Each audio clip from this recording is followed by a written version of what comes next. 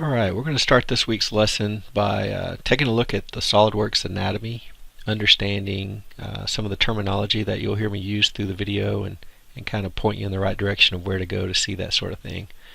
We're also going to try to understand the cursor tooltips that are popping up so that you can recognize when you're looking at faces, edges, or points. And finally, we're going to apply some basic, coincident, and parallel mates. Across the top are the pull-down menus. You'll see the words File, Edit, Insert, Tools, Simulation, Window, and Help. Oftentimes you might hear me say, go to the File pull-down menu and select Open or select New. I'm talking about the file, the words across the top are the pull-down menus. On the left-hand area of the screen you see what's called the Feature Manager. The Feature Manager is going to list all of the design elements that are in your model. In this case, it's going to list all the parts that are in the assembly. If you were looking at a part file, it's going to list all the part features that are in your parts. We also want to recognize the cursor inputs, and we'll see this a little bit later on in the video as we start to work, the differences between faces, edges, and points as the cursor inputs. These are the standard mates that we're going to work with on this lesson. We're going to learn coincident, which means touching onto. We're going to work with parallel, which means they're on the same angle. And then concentric, which means they share the same center point. These are the heavy hitters in all of your assembly projects. These three mates can assemble most all of your needs, and certainly the ones that we're going to start with today.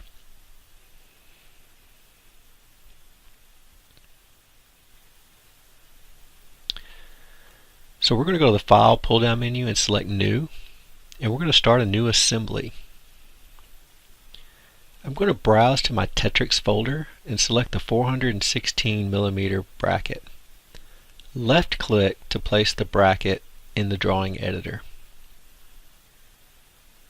We're going to add another component, the 288mm bracket.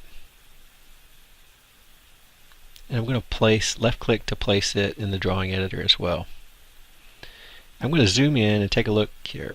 So this is a face, and notice the rectangle by the cursor, the blue filled rectangle. That's very important. We're going to mate this face of the 288 channel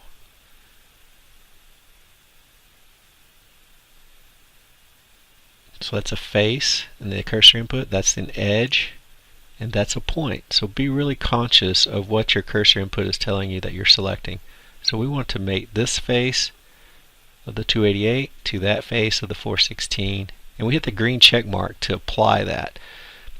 I'm going to finish that command and just show you what we've done. We've attached those faces together, but the smaller channel is still able to move about.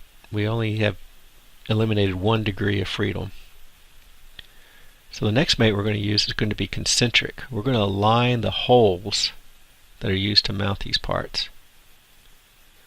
And again, I'm selecting the face, the interior face of the holes, and I add the check mark to accept that mate. And now you can see what that has accomplished. We are now pivoting about that concentric mate applied to those holes.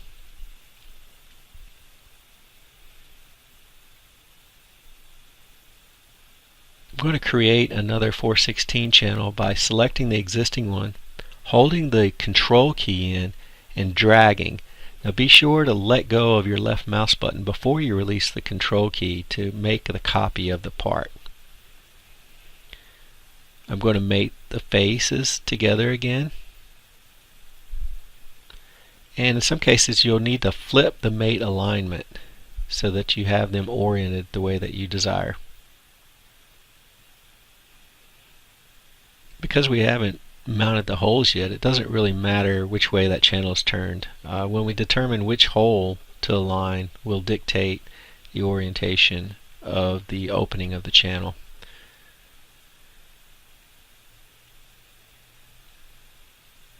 So the next thing I'm going to do is align the holes. And again, I'm using the mate tool, which is on the command manager. It looks like a paper clip. I'm being sure to select the inside faces of the holes.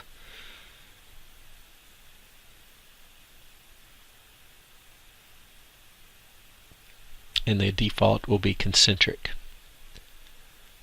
So I'm going to take a look at how the parts are free to move now. They should be rotating about this other center point.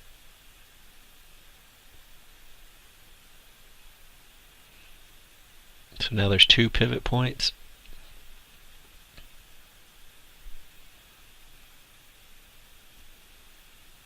I want to copy another 288 channel into the assembly. So I'm going to left click the existing channel, hold in the control key, left click, hold my left mouse button in and drag, release the mouse button before you release the control button to make a copy.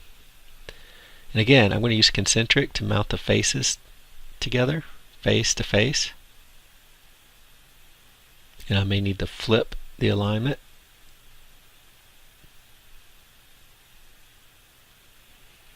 And now I'm going to use concentric to align the holes.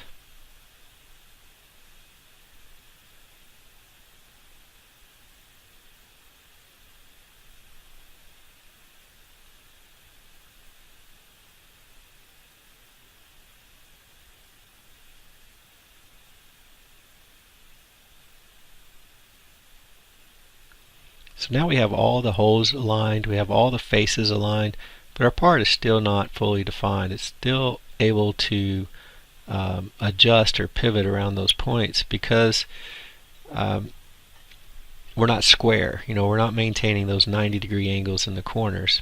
So there's the next tool that we'll learn will be the parallel mate. We can use the parallel mate to hold those faces along the same angle.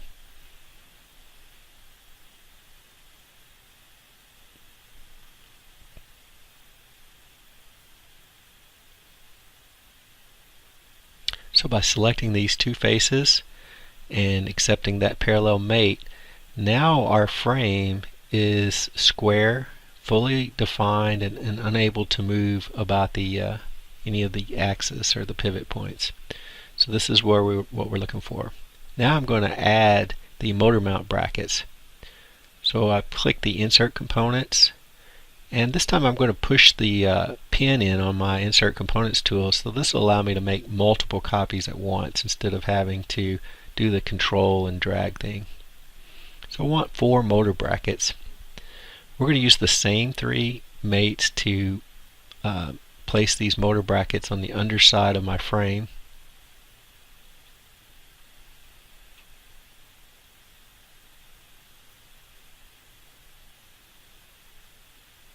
And I'm going to put the opening or the grooves to the inside. I don't know that your design matters which way you place them, but I think it'd be good practice to do them all the same way, whichever way you decide to make them. On this particular part, the holes are not exactly aligned, so we'll have to use another option to line the hole to keep this part aligned with the channel. So we won't be able to select the 2 hole faces here and add the concentric mate like we've been using, just simply because the holes are not on exactly the same center line distance. But we can keep this part from rotating by using the parallel mate, similar to what we did earlier. So selecting the outside face of the bracket using the parallel mate and the outside face of the channel, this will prevent the bracket from rotating. And we will apply those same 3 mates to the remaining brackets, face to face. We'll flip that.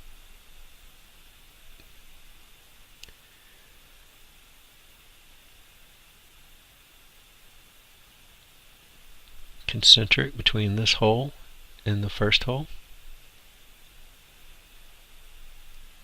And then we'll use parallel for the sides.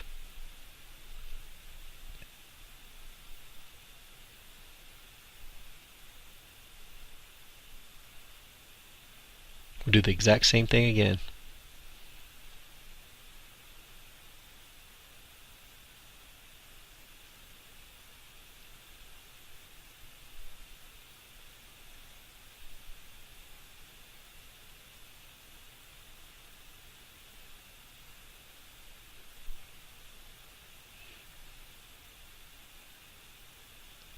center to center, and then apply the parallel mate.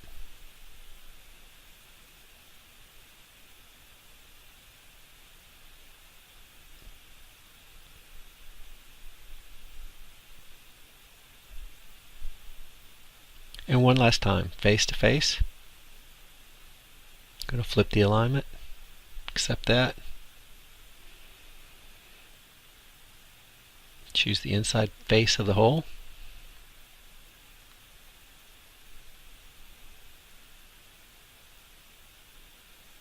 Concentric mate, aligning the holes. And finally a parallel mate